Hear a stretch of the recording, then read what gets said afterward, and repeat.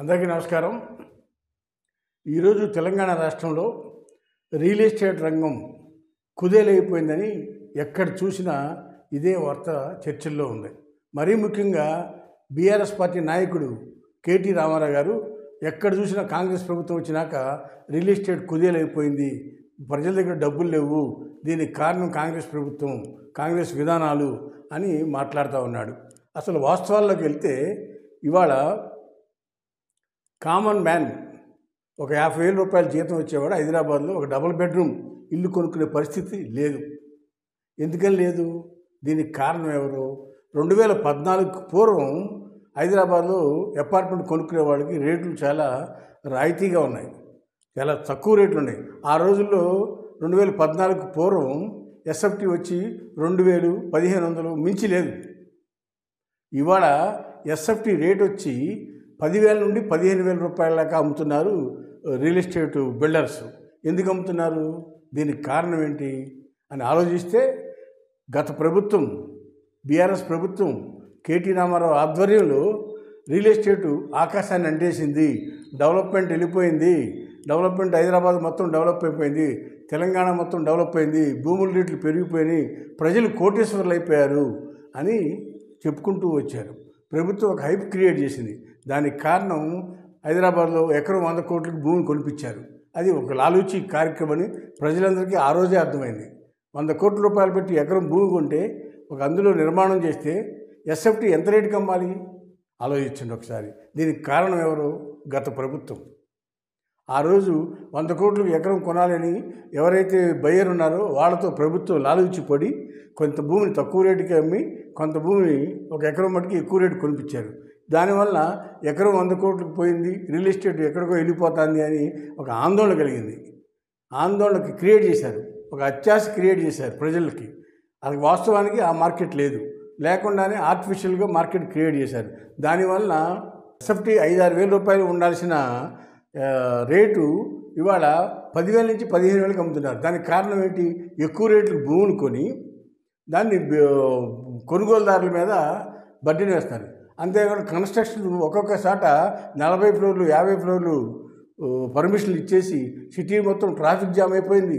రెండోది సిటీని వైడ్గా పెరగనేకుండా ఒక ఉన్న చాటే కాంపాక్ట్గా పర్మిషన్లు ఇవ్వటం వలన ఇప్పుడు అధికారంలో ఉన్న బీఆర్ఎస్ పార్టీ నేతలు వాళ్ళ రాజకీయ అవసరాల కోసం లంచాలు తీసుకుని ఎక్కువ పర్మిషన్లు ఇచ్చేశారు. దానివల్ల నిర్మాణ సంస్థలన్నీ కూడా ఎక్కువ కట్టడాలు కట్టినాయి. దానివల్ల ఎక్కువ అపార్ట్మెంట్లు తయారై ఉన్నాయి. కానీ ప్రజలు కొనుగోలు శక్తి లేదు. 10,000 నుంచి 15,000 రూపాయలకి ఎస్ఎఫ్టీ కొనుక్కోవాలంటే ఎంతమంది కొనగలుగుతారు? ఒక 50,000-60,000 రూపాయలు జీతం వచ్చేవాడు 1 కోటి 2 కోట్లు పెట్టి ఒక అపార్ట్మెంట్ కొనే పరిస్థితి లేదు. ఇవాళ 1,200 ఎస్ఎఫ్టీ ఉన్న అపార్ట్మెంట్ కొనుక్కోవాలంటే సుమారు 2 కోట్లు కావాల్సిన పరిస్థితి వచ్చింది ఇవాళ. దానివల్ల కొనుగోలుదారులకి అపార్ట్మెంట్లు కొనుక్కునే పరిస్థితి లేదు. దీనికి కారణం ఎవరు? గత ప్రభుత్వం.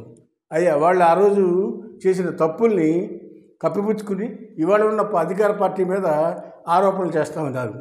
రియల్ ఎస్టేట్ పడిపోయింది, దానికి కారణం ఈ ప్రభుత్వమే. కానీ ప్రపంచవ్యాప్తంగా కూడా రియల్ ఎస్టేట్ పడిపోయింది. ప్రతి టైంలో కూడా ఎలక్షన్స్ ముందు హైప్ క్రియేట్ అవుతుంది రియల్ ఎస్టేట్, తర్వాత కొంత డౌన్ అవుతుంది. అది అంతేకాకుండా గతంలో టీఆర్ఎస్ ప్రభుత్వం ఉన్నప్పుడు, ఆంధ్రప్రదేశ్లో వైసీపీ ప్రభుత్వం ఉన్నప్పుడు అక్కడ జగన్ విధానాల వల్ల నచ్చక ఎక్కువ మంది ఇన్వెస్టర్లు హైదరాబాద్ వచ్చి వాళ్ళ డబ్బులు స్థలాల రూపంలోనో అపార్ట్మెంట్ రూపంలోనో కొనుక్కున్నారు. అది కూడా కొంత కారణమైంది ఆ రోజు హైదరాబాదు కొనుగోలుదారులు పెరుగుటానికి. ఇవాళ వాస్తవ పరిస్థితుల్లోకి వెళ్తే రేటు పెరిగిపోయింది. ఎంతమంది కొనగలరు? 10,000, 15,000 రూపాయలు పెట్టి ఒక నెలకి 1,00,000 రూపాయలు సంపాదించేవాడు కూడా ఒక అపార్ట్మెంట్ కొనుక్కోలేని పరిస్థితికి వచ్చారు ఇవాళ. దీనికి కారణం ఎవరు? గతంలో బీఆర్ఎస్ ప్రభుత్వం. వాళ్ళు చేసిన తప్పులే ఈరోజు ఈ పరిస్థితికి కారణమని చెప్పక తప్పదు. అంతేకాకుండా హైదరాబాదు 111 జీవో అయిన ప్రాంతాన్ని జీవో ఎత్తివేస్తామని చెప్పి ఆ ప్రాంతంలో 1 సంవత్సరం ఎలక్షన్స్ ముందు కేసీఆర్ ప్రభుత్వం 111 జీవోని ఎత్తేస్తామని చెప్పడం వల్ల ఆ ప్రాంతంలో కూడా కొంతమంది ఇన్వెస్ట్ చేశారు. 500-1000 గజాలు ఫ్లాట్లు కొనుక్కుని వాళ్ళు కూడా అక్కడ ఉన్న డబ్బులని కూడా అక్కడ పెట్టారు. కానీ 111 జీవో ఎత్తేయడం అనేది సాధ్యం కాదు అనే సంగతి కేసీఆర్కి తెలుసు. అయినా కానీ ఒక రియల్ ఎస్టేట్ బూమ్ క్రియేట్ చేయడం కోసం ఆ విధంగా వాళ్ళు చెప్పారనేది ఇప్పుడు అర్థమవుతా ఉంది.